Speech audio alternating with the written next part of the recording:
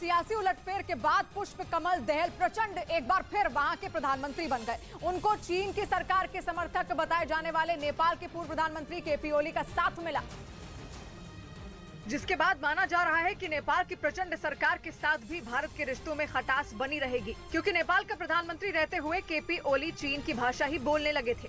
चीन ने उन्हें अपनी चिकनी चुपड़ी बातों में इस तरह फंसा लिया था कि वो खुलकर भारत के खिलाफ खड़े दिखने लगे थे। उन्होंने तो ये तक दावा कर दिया था कि नेपाल के उन हिस्सों को वापस लाएंगे जिन पर भारत अपना दावा करता है। नतीजा ये हुआ कि उनके कार्यकाल में भारत और नेपाल के रिश्तों का बुरा दौर आ गया। इतना ही नहीं, केपी ओली ने तो चुनाव प्रचार के दौरान भी भारत के खिलाफ जमकर बयान दिए।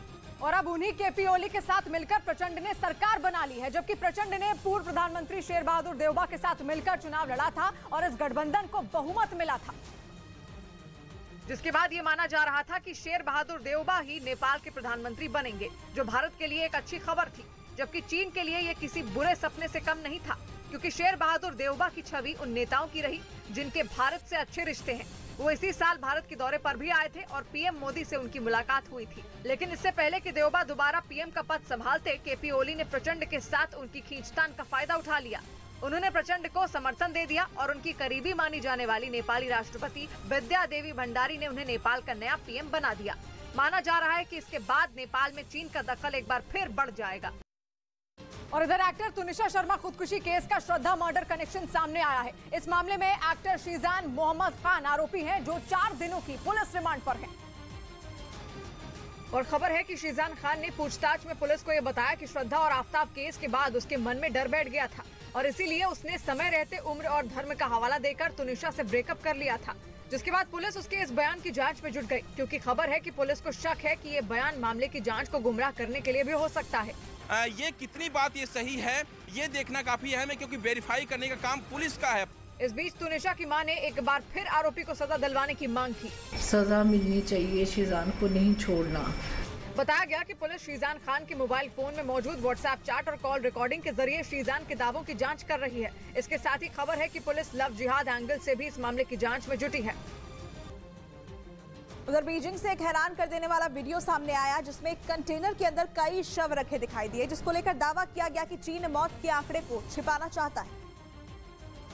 वीडियो में कई कंटेनर रखे दिखाई दिए, जिसके सामने एक बड़ी सी कार रुकी, जिसकी डिग्गी खुल गई थी। वहां मौजूद कुछ लोग एक स्ट्रेचर लेकर आए और फिर तीनों बड़े कंटेनर के अंदर जाते दिखे। कंटेनर के अंदर सील पैक कई शव रखे दिखे, जिसमें से एक शव को कंटेनर से निकालकर स्ट्रेचर पर तीनों आदमी लिटाते दिखे। वीडियो सामने आने के बाद फिर से चीन पर कोरोना से हो रही मौत के आंकड़े छिपाने के लिए शवों को छिपाने का आरोप लगा है। वैसे भी चीन के कई शहर कोरोना की चपेट में आ चुके हैं। हर रोज चीन से डरा देने वाली तस्वीरें सामने आ रही हैं।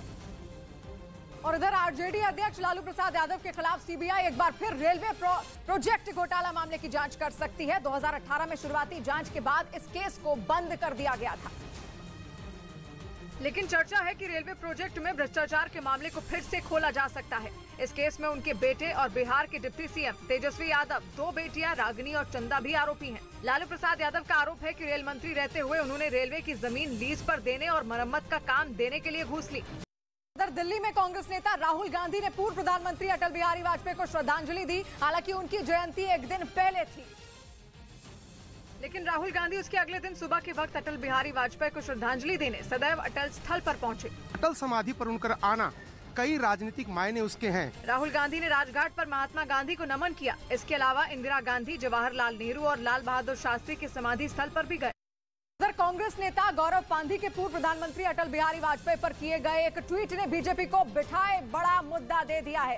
गौरव पांधी ने पूर्व प्रधानमंत्री को अंग्रेजों का मुखबिर तक बता दिया, वो भी तब जब राहुल गांधी दिल्ली में अटल बिहारी वाजपेयी की समाधि पर श्रद्धांजलि अर्पित करने पहुंचे, जिससे कांग्रेस ने बैठे बिठाए बीजेपी को उसे घेरने का मौका दे दिया। एक तरफ कांग्रेस का एक नेता पूर्व प्रधानमंत्री पर निजी हमले करता दिखा, दूसरी तरफ राहुल गांधी उन्हें नमन करते हुए दिखे।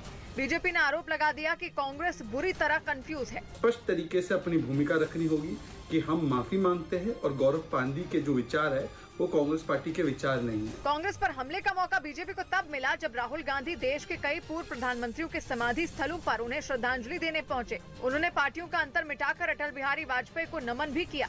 लेकिन उनकी ही पार्टी के नेता गौरव पांधी ने राहुल की कोशिश पर पानी फेर दिया। हालांकि कांग्रेस ने सफाई देते हुए इसे गौरव पांधी की निजी राय बता दिया। किसी ने किसी सोशल मीडिया प्लेटफॉर्म पर क्या कहा, जो कि अब डिलीट भी हो चुका है मेरी जानकारी के अनुसार, मुझे नहीं लगता वो चीज मायने रखती है। गौरव पांधी ने अटल बिहारी वाजपेयी के खिलाफ किया ट्वीट विवाद बढ़ने के बाद डिलीट कर दिया था, लेकिन बीजेपी की मांग है कि गौरव पांधी पर कांग्रेस को कार्रवाई करनी चाहिए।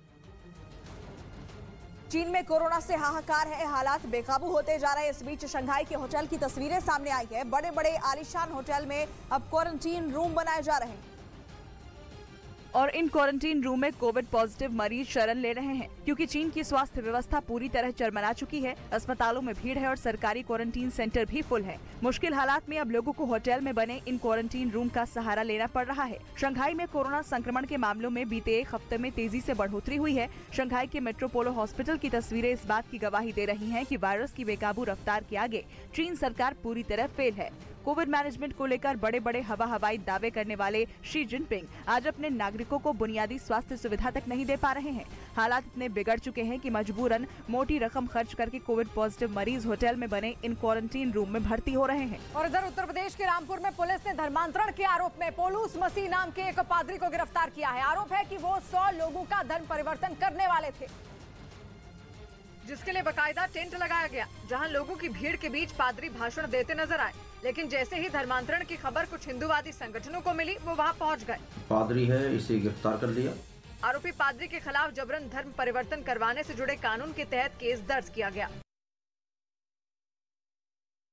और उधर आर्थिक बदहाली के सबसे बुरे दौर से गुजर रहे पाकिस्तान में लोग अब आटे के लिए तरस रहे हैं। मतलब वहां के लोगों के सामने रोटी का संकट खड़ा हो गया है, जबकि कुछ रोज पहले ये खबर आई थी कि पाकिस्तान के पास सब्जियां खरीदने तक के पैसे नहीं बचे हैं।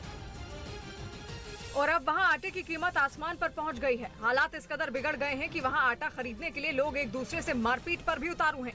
पाकिस्तान के अलग अलग शहरों से जो तस्वीरें सामने आई, उनमें आटा खरीदने के लिए दुकानों के बाहर लंबी लंबी लाइनें लगी दिखाई दी। कुछ जगहों पर तो लोग आटे के लिए एक दूसरे से भिड़ते हुए नजर आए। ये हालात सिर्फ एक या दो शहरों में नहीं, बल्कि पाकिस्तान के ज्यादातर शहरों में दिखाई दिए। पाकिस्तान ब्यूरो ऑफ स्टैटिस्टिक्स के मुताबिक इस वक्त वहाँ 1 किलो आटे की कीमत 150 पाकिस्तानी रुपए हो गई है और 20 किलो आटे की बोरी 2500 रुपए में मिल रही है, जबकि पिछले हफ्ते यही बोरी 2400 रुपए की थी। पाकिस्तान के इतिहास में पहली बार आटा इतना महंगा हुआ। लोगों को इस बात का भी डर सता रहा है कि आने वाले दिनों में वहाँ आटा इससे भी ज्यादा महंगा हो सकता है और इसी वजह से लोग ज्यादा से ज्यादा आटे की बोरियां खरीद कर स्टॉक करने में जुटे हैं, ताकि हालात बिगड़ने पर उन्हें रोटी के लिए ना तरसना पड़े। आंकड़ों के मुताबिक कराची में 20 किलो आटे की बोरी 2500, लाहौर में 2420 और क्वेटा में 2320 पाकिस्तानी रुपए में मिल रही है। सिर्फ आटा ही नहीं, बल्कि पाकिस्तान में गेहूं, गैस और चावल की भी भारी कमी है। पिछले दिनों ही ये खबर आई थी कि पाकिस्तान अपने लोगों के लिए सब्जियां तक नहीं खरीद पा रहा है, जबकि बिजली संकट की वजह से वहाँ के कई शहरों की बिजली पहले से ही गुल है। और तो और खाना बनाने के लिए लोगों को रसोई गैस भी नहीं मिल रही है। और अगर जल्द ही शहबाज शरीफ सरकार ने बिगड़ती अर्थव्यवस्था को संभालने के लिए कोई कदम नहीं उठाया तो पाकिस्तान को कंगाल होने से कोई नहीं बचा पाएगा।